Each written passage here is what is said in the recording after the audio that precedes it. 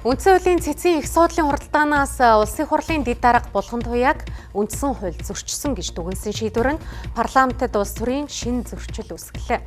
Цэцгийн дүгнэлтэнд гишүүнээс нь эгүүлэн татах асуудал тусгагдаагүй хэдий ч улсын хурлын сөрөг хүчин булган туяа гишүүнийг эгүүлэн татах шаардлагыг гаргасан юм. За ингэснээр улсын хурал цэцгийн шийдвэрийг улс төрийн хүрээнд хэрхэн хэрэгжүүлэх нь тодорхойгүй болж ойлгомжгүй байдал улс төрт үргэлжилсэн юм байна. Үндсэн хуулийн цэц улсын хурлын дэд дарга булган туяаг үндсэн хууль зөрчсөн гэж үзсэн дүгнэлтээ парламентод ирүүлсэн. Гэвч тухайн дүгнэлтийг улсын хурал хэрхэн хүлээн авч улс төрийн ямар шийдвэр гаргах вэ гэдэг үйл явц нь гацлаа. Улсын хурлын төрийн байгуулалтын байнгын ороо хуульцсан байнгын орооны өнөөдрийн хуралдаанаар үндсэн хуулийн цэцээс гаргасан дүгнэлтэд дурдгдсан булган туяа гишүүнийг албан тушаалаас нь огцруулах асуудлыг хилэлцсэн ч шийдэл төрж чадсангүй.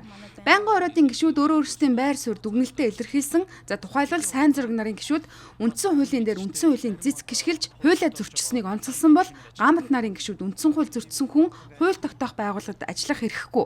Энэ асуудлыг шийдэхгүй булган туяа гишүүнээр нь үлдээвэл дарангуулын төртөө болохыг эхлэл гэж шүүмжиллээ.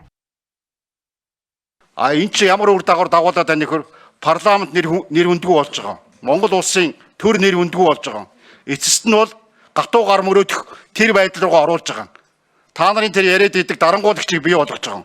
Яг үнийг хэлэхэд энэ цэцгийн 38 хуудас дүгнэлт гарсан. Тэгээ дүгнэлтэн дээр орсон 1-2 өгүүлбэр яс болоод ер нь энэ цэцгийн дүгнэлтийг чи хилцэх юм уу хилцэхгүй юм уу гэдэг асуудал өрнөөд үндсэн хуулиа хараад одоо яг юм гацаанд орцсон байж байгаа байхгүй. Тэгээ өнөөдөр ч гэсэн ингээ гişүүд орж юу хилцэх юм бэ гэхээр үндсэн хуулийн цэцгийн дүгнэлтээ хилцэх юм гэхээр үгүй дүгнэлтийн тухай гэдэг юм хэлээд байгаа байхгүй.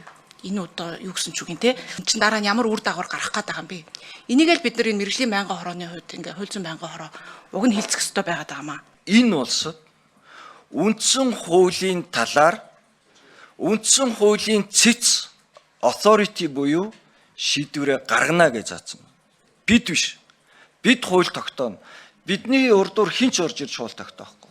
Үндсэн бидний гаргасан хуулийг эцэлж тайлбарлаад их судлынхаас юугаар гаргацсан бол нийгмийн тохиролцоо чинь ахиад марахгүй шүү гэл энэ тохиролцоог хэлж байгаа. Хэрвээ үндсэн хуультайгаа бид маргаад яваад байх юм бол энэ маргаа хийцэж дуусах. Энэ дүгнэлт өөрөө хурал удирдсны төлөө за хурал удирдах байгаа арга барил нь зарим одоо хүмүүс таалагдаагүй төлөө татъя гэдэг асуудал ирж байна. За хурал удирдах байгаа татагчдаг болчвол тэгвэл энэ ард түмний мандат яах юм? Энэ бол өөрөө парламентын дархлааг одоо үлэм хэмжээнд сулруулах хуулийн хонглоо яая гэж цэцгийн хонглыг яах вэ гэдэг ийм асуудалтай тулна шүү. Үндсэн хуулийн цэцтэр бас маш их процессын алдаа бас гарсан тийм ээ.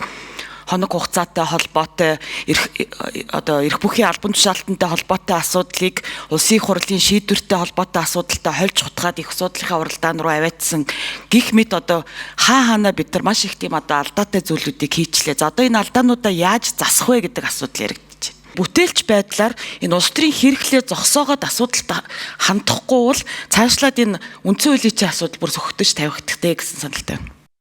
Мэргэжлийн ажиллах ёстой хуульцсан байнгын ороож булган туяаг эгүүлэн татах хэсэг асуудалд шийдэлд олж чадсангүй. Харин ардчилсан намын бүлэг өчигдөр хуралдаж цэцгийн дүгнэлтийг улсын хурал хүлээн зөвшөөрөх ёстой гэсэн байр сууриа дахин нэгтгэжээ. Энэ нь парламентод хууль дээдлэх зарчим болон институт хоорондын хариуцлагын харилцааг сэргээхийг зорьсон алхам гэж харж болохч үүнийг хэрхэн хэрэгжүүлэх нь шинэ зөрчлийн гол зэг боллоо. Үндсэн хуулийн 66 дугаар зөвлөл дээр маш тодорхой зааснаар бол яг энэ улсын хурлын шийдвэртэй холбоотой асуудал дээр бол улсын хурлын олон хүрэлцэн ирж саналаа ил гаргах замаар шийдвэрлэх ёстой. Тэгжээж хүлээж авсан аваагүй гэдэг асуудал хөндөгдөн. Улсын хурлын хүлээн зөвшөөрөх ажлыг хийх ёстой. Энэ ажлыг хийгээгүй үл ойлгохтой байдалтай байгаа учраас хэлцэж байгаа өнөөдрийн энэ асуудал дээр ардчилсан нам 5 өдрийн завсарлага авч байна. Ийхүү үндсэн хуулийн цэцгийн дүгнэлтээс үүдэлтэй улс төрийн маргаан нь парламентын дотоод харилцаанд эрх зүйн тодорхойгүй байдлыг бий болголоо. Давхараа улс төрийн хүчнүүдийн байр суурийн ялгааг тодруулж харуулж байна.